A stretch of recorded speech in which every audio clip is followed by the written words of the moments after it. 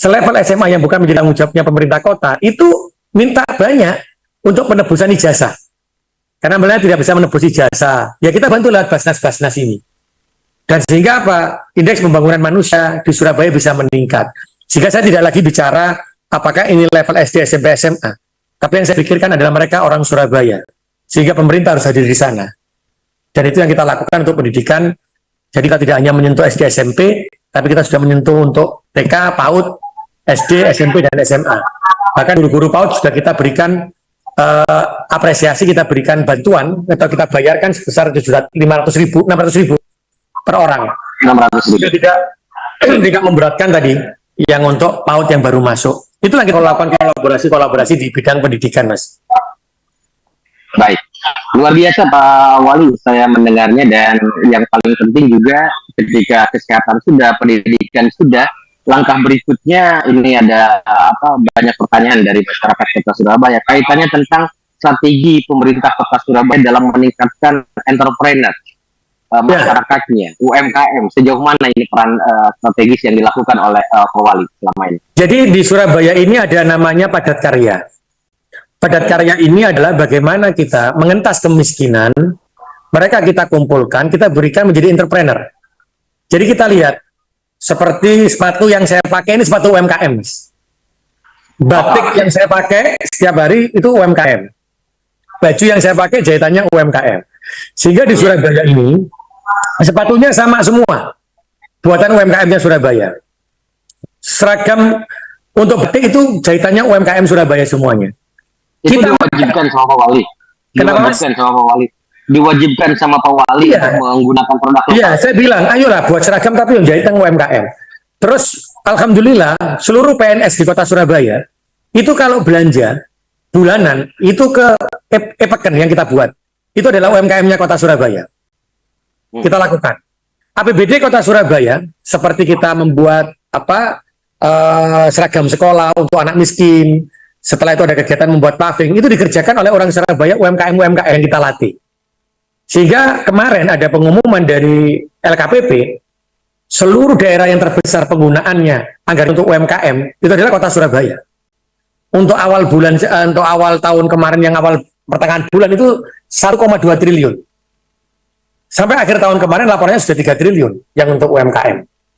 Nah ini yang kita lakukan, karena itulah sebenarnya menjadi janji atau kita ini sebagai pemerintah jangan pernah malu menggunakan produk UMKM. Jadi saya kalau rapat pun ke Jakarta, kemana pakai produk-produk UMKM. Karena saya ingin menunjukkan bahwa pemerintah ini di Kota Surabaya, termasuk kepada teman-teman, tidak hanya mengatakan, ayo ini produk UMKM, gunakan, tapi ASN-nya sendiri termasuk wali kotanya malu karena dia bagus produk UMKM-nya. Saya katakan, kalau UMKM ini tidak bagus, maka yang salah pemerintah kotanya. Karena yang membina adalah ke Dinas Koperasi. Dinas Koperasi di bawahnya pemerintah kota, di bawah kendalinya wali kota. Berarti yang salah, yang malu, yang bodoh pemerintahnya sampai kepada kepala dinasnya, mulai sampai wali kotanya. Akhirnya mereka ya pakai semua produk UMKM, Mas.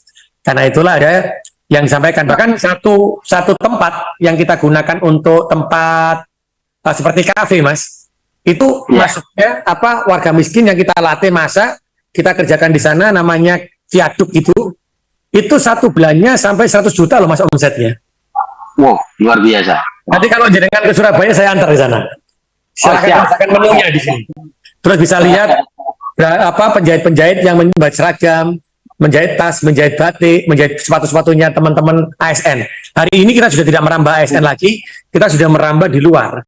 Ada yang produksi terkait dengan pakaian-pakaian yang kita dijual oleh teman-teman itu. Itulah menjadi kebanggaan kita tersendiri sebenarnya, menggerakkan UMKM yang ada di Surabaya. Tapi memang dimulai dulu kami dari Surabaya. Jangan hanya lisan, tapi sampai Mas, kalau dia itu pesan makanan, itu kita akan tahu. Ini jual UMKM di Surabaya yang jual makanan, maka dia ketika pesan Mas, setiap dinas ada makan minumnya, dia itu memilih UMKM yang mana harus diklik. Jadi dia tidak bisa di luar UMKM-nya Kota Surabaya kalau pesan menggunakan APBD Kota Surabaya. Sampai segitu kita kontrolnya. Luar biasa. Jadi selama ini juga pelayanan yang dilakukan oleh Pak Wali dan seluruh jajarannya sudah digitalisasi ya. Baik pelayanan aspek kemasyarakatan maupun aplikasi-aplikasi yang lainnya Pak Wali. Jadi semua pelayanan di Surabaya ini full digitalisasi, Mas. Jadi pelayanan apapun, perizinan, admin, semuanya.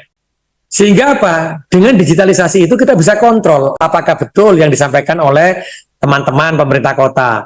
Apakah betul masyarakat sudah puas dengan pelayanan kita. Sehingga kita sampai izin pun, saya itu bisa tahu izin ini terlambat di siapa, sampai staf siapa yang memproses saya tahu. Oh, berhentinya di staf ini. Berarti kalau ini Mas hubungannya dengan kenapa saya menggunakan digitalisasi? Karena ini hubungannya dengan tunjangan kinerja. Di Surabaya itu ada kontrak, ada tunjangan kinerja, ada gaji, ini jadi satu. Nah berarti untuk mendapatkan kontrak kinerja, untuk mendapatkan tunjangan kinerja, di mereka ada kontrak kinerja. Jadi tidak boleh ada izin terlambat.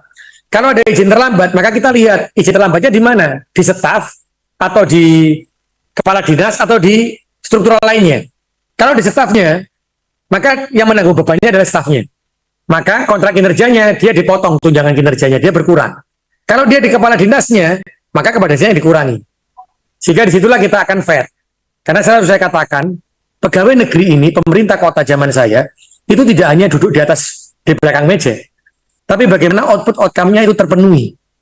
Output outcome terpenuhi itu berarti pelayanannya itu terpenuhi sehingga kamu bisa mendapatkan, berarti kita mendapatkan yang namanya tunjangan kinerja. Kalau itu tidak terpenuhi, maka tunjangan kinerja semakin berkurang. Begitu yang saya lakukan hari ini. Sehingga sama-sama mendidik lah. Kalau kita tidak pakai digitalisasi, tidak mungkin itu bisa kita pantau, tidak bisa menjadi tolak ukur, tidak bisa menjadi bagaimana, tidak bisa menjadi fair. Sehingga akhirnya objektif atau kita kita tidak fair gitu loh. Baik. Digitalisasi itu kan transparansi Pak Wali ya.